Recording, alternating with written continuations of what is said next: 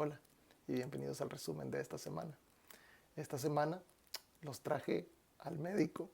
Sí, se está muriendo Rafa, se está muriendo. Estamos en la clínica de una doctora que me recomendó mi tío Wilfredo hace más de una década.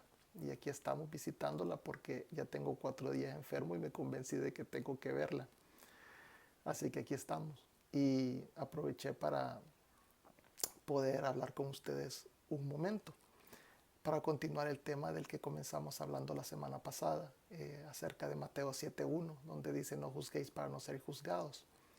Primeramente quiero mencionar de que no juzguéis para no ser juzgados está refiriéndose a hermanos. Ustedes van a ver a lo largo del pasaje que dice a tu hermano y a tu hermano y a tu hermano, y eso quiere decir que está hablando de personas que son creyentes como tú. No está hablando de personas no creyentes. No dice a tu prójimo, dice a tu hermano. Entonces, muchas veces se malinterpreta este versículo y entonces se utiliza para ser tolerantes con el pecado, y el Señor Jesús no es lo que está diciendo.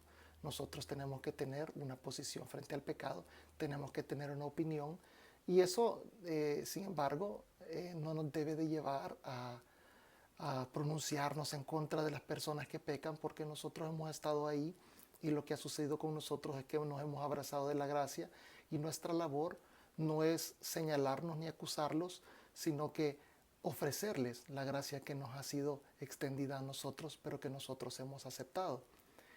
Que el mundo acepte o no acepte cosas que son incorrectas no las hace buenas. Por ejemplo, si yo fuera asesino y en algún momento el mundo dice: bueno, asesinar es bueno, porque asesinar te alivia los nervios, te relaja, ¿verdad? Entonces todo el mundo se pone de acuerdo y dice: ok, entonces asesinar ya no va a ser penado, ya no vas a ir a la cárcel por asesinar. Eso no quiere decir que asesinar deja de ser pecado.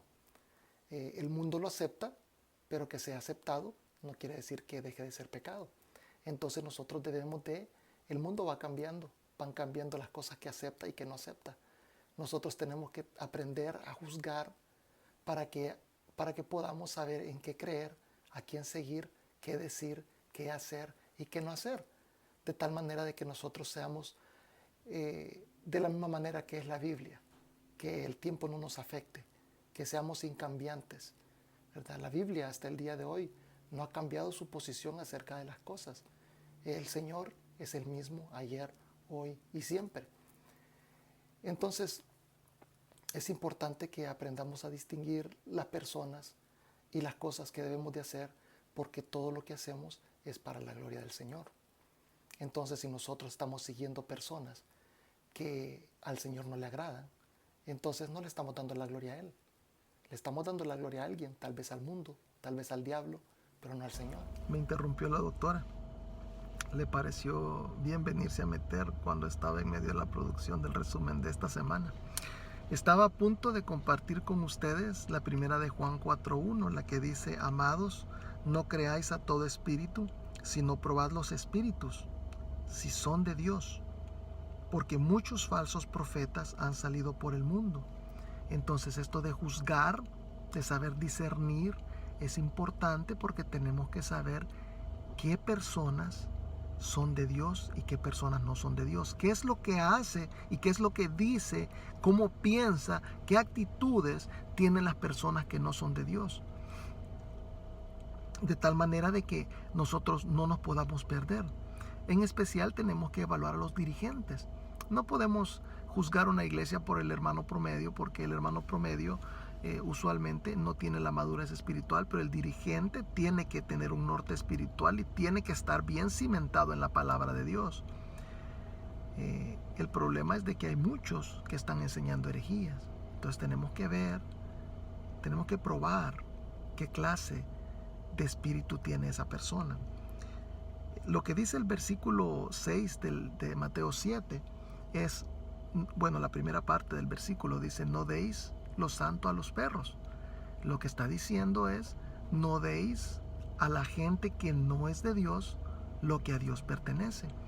Ejemplo de esto puede ser tu dinero, tu trabajo. Hay muchos que trabajamos en la iglesia. ¿Qué tal si estamos trabajando para una iglesia que no es de Dios?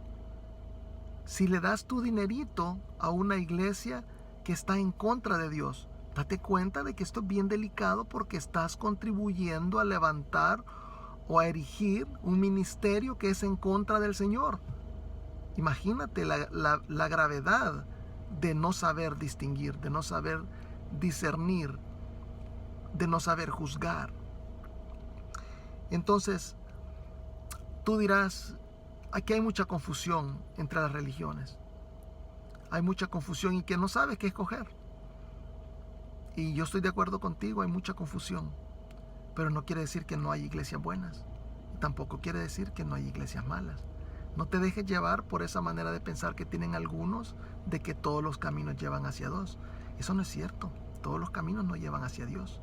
De hecho, solo hay un camino que lleva hacia Dios y ese es Jesucristo. Para empezar, la iglesia que te diga que Jesucristo no es el Hijo de Dios, prácticamente te está sacando del camino. Es grave. Es una grave herejía. Date cuenta de eso. Me vas a preguntar por qué. Así es. El hombre ha malinterpretado la Biblia, la ha ajustado a su manera de pensar. Es como todo. Cuando tú vas al supermercado, tú no encuentras solamente los tomatillos que te gustan, sino que encuentras podridos revueltos con los buenos. Tú tienes que escoger. Tú tienes que aprender a juzgar la calidad del tomate, de tal manera de que tu servicio al Señor no sea inútil.